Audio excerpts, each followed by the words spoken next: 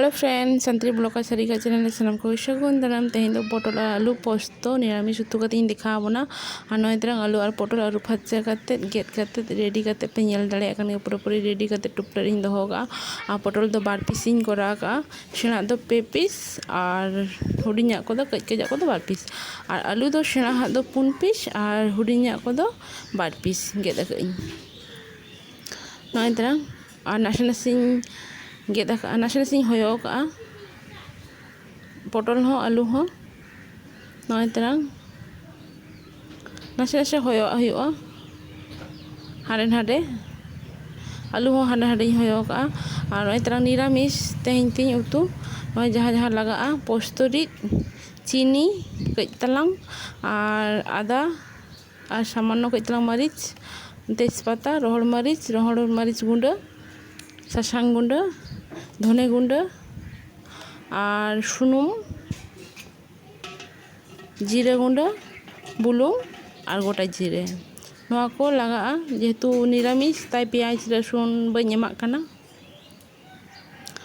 और सासांग और चीनी दो एम रहो पे बाम पे एम रहो गानों गया एम रहो पे गानों गया सासांग दो एमा कना ए कारण ते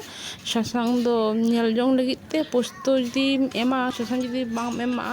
ताले पुड गे नेलोग गया और पोस्तो दो सासांग बाको एमा गया इन दो कलर खातिर ती एमा कना और चीनी दो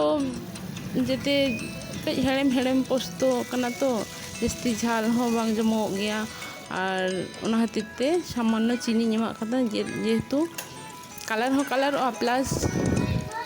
जम हो अड़ी ठीक बुझा हेड़ेम हेड़ेम टाइप ताई और नय तरह आलू रे सासांग और बुलुंग एम का नोआ हो सासांग नासना एम का नेल जोंग खातिर ते बुलुंग दो जते सबा बांग बुझा खातिर ते और इया भाजी हुईना उना रेगे पटल रे हो नासेना सासांग एमा बुलुंग नासेना सासांग दो नेल जोंग लगित ते बुलुंग दो जते बेस्टिक भाजी खातिर ते नय तरह बुलुंग नय तरह सासांग आलू रहो पटल रहो बुलुंग और सासांग दो भाजी समय एमा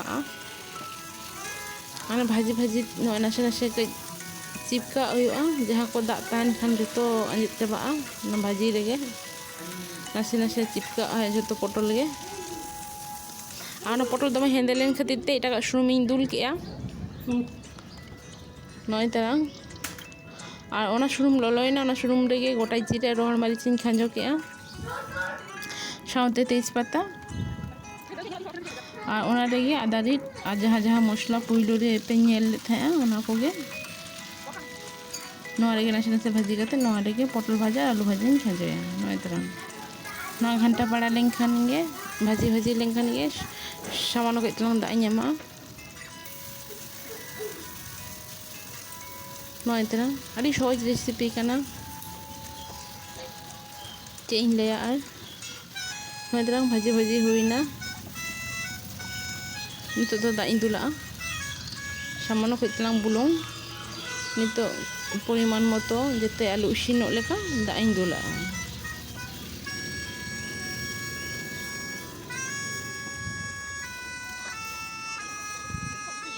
कज तेना हुआ घंटा हुआ जते आलू जाला दो ताई आलू हो इसिनो कज सामान्य केटे गया ताई और कज तेना नय तरह